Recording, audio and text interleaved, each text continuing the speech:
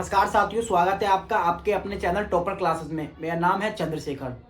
दोस्तों, आज की इस वीडियो के अंदर मैं आपको बताऊंगा किसी भी एग्जाम को क्रैक करने के लिए पीवाईक्यू पेपर्स का कितना महत्वपूर्ण योगदान होता है। कैसे आप पीवाईक्यू पेपर्स को सही प्रकार से एनालिसिस करके एग्जाम को क्रैक कर सकते हैं, और मैं आज की इस वीडियो में आपको कुछ पीवाईक्यू पेपर भी दिखाऊंगा। दोस्तों, मेरा मानना है कि एग्जाम को क्रैक करने के लिए आप सबसे पहले किसी भी एग्जाम के पीवाईक्यू पेपर्स को एनालिसिस कीजिए। दोस्तों, मेरा सिलेक्शन बीपीएससी टीआई 3 में टीजीटी एसएसटी की पोस्ट पर हुआ है, और मैंने सिलेक्शन लेने के लिए सबसे पहले एग्जाम के जितने भी बीपीएससी के टीआई 1, टीआई 2, टीआई 3 के क्वेश्चन पेपर थे उनको एनालिसिस किया था। मेरे पास कुछ क्वेश्चन पेपर है जो आपको दिखाना चाहता हूँ। दोस्तों, मेरे पास ये कुछ क्वेश्चन पेपर हैं जो मैंने अपनी तैयारी के दौरान इस्तेमाल किए थे और इसको सही प्रकार से एनालिसिस करके पढ़ा था। ये पेपर आप देखेंगे तो आपको देखने को मिलेगा कि मैंने किस प्रकार से इन पेपरों को पढ़ा था। मेरे पास एक नहीं, दो नहीं, तीन नहीं, चार नहीं, बल्कि अनेक पेपर हैं जो अभी तक पेपर हुआ है। मैंने सभी पेपर को संभाल के रखा, इकट्ठा किया और उसको सही प्रकार से एनालिसिस किया। दोस्तों, ये मेरे पास कुछ मेरे पीवाईक्यू पेपर थे जो मैंने अपनी तैयारी के दौरान इस्तेमाल किए थे। इन पेपर को पढ़ने के बाद मुझको ये एनालिसिस हुआ था कि किस टॉपिक से कितने क्वेश्चन आते हैं, किस टॉपिक को पढ़ना चाहिए और किस टॉपिक को छोड़ना चाहिए, और किसी भी एग्जाम के अंदर एग्जाम का पैटर्न क्या है, और कौन से टॉपिक आसान है, कौन से टॉपिक कठिन है। दोस्तों, मेरा मानना है कि एग्जाम के अंदर 60 से 70% एग्जाम आसान ही आता है।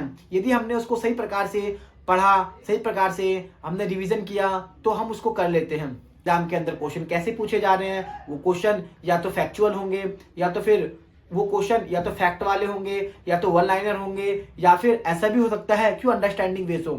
मैंने बीपीएससी के पीवाईक्यू पेपर को देखकर ये एनालिसिस किया था कि एग्जाम के अंदर कुछ क्वेश्चन तो फैक्चुअल आ रहे थे, जबकि कुछ क्वेश्चन अंडरस्टैंडिंग बेस के थे। उस अंडरस्टैंडिंग बेस वाले सवाल को करने के लिए मैंने बुक को अच्छी तरीके से एनालाइज करके, अच्छी तरीके से अंडरस्टैंडिंग करके पढ़ा था।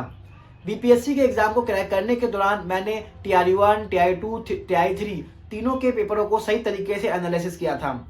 जब आप बीपीएससी के एग्जाम को देने जाएं तो ये अवश्य निर्धारित कर लें कि आपको बीपीएससी के पुराने सभी पेपरों को सही प्रकार से एनालिसिस करके पढ़ के जाना है, क्योंकि बीपीएससी के एग्जाम के अंदर चौथा और पांचवा जो ऑप्शन आता है, एक से अधिक या इनमें से कोई नहीं, वो अधिकांश बच्चों के बहुत सारे प्रश्न गलत करवाता है।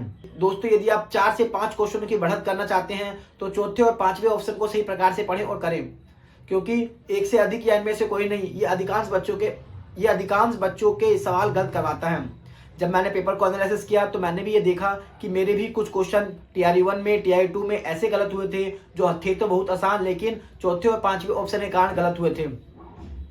जब आप एग्जाम को एनालिसिस करते हो तो आप ये देखिए आपका वीक पॉइंट क्या है। क्या आप मैथ में पूरे में से पूरे मार्क्स कर पा रहे हैं? क्या आप साइंस के अंदर पूरे में से पूरे मार्क्स कर पा रहे हैं? क्या आप ज्योग्राफी के अंदर पूरे में से पूरे मार्क्स कर पा रहे हैं? या फिर कौन सा पार्ट आपका वीक है, कौन सा पार्ट स्ट्रांग है? दोस्तों, यदि आपका कोई पार्ट वीक है तो उसको डेली पढ़िए, और जो टॉपिक छूटे हुए हैं उसको कवर कीजिए, और यदि आपका कोई पार्ट स्ट्रांग है तो उस पार्ट का सिर्फ और सिर्फ आप मॉक टेस्ट या प्रैक्टिस सेट लगा के अलग अलग प्रकार के वैरायटी ऑफ क्वेश्चन से गुजरिए। आप घटना चक्र की किताब लगा लीजिए, जिससे आपको कॉन्फिडेंट और ज़्यादा बूस्टअप हो जाएगा। लेकिन दोस्तों, मेरा मानना है एग्जाम के अंदर पेपर कठिन नहीं आता, बल्कि जो टॉपिक हमने छोड़े हुए हैं वही हमें कठिन लगते हैं, और यदि हम सब टॉपिक पढ़ के जाएंगे तो हमें एग्जाम जरूर आसान लगेगा।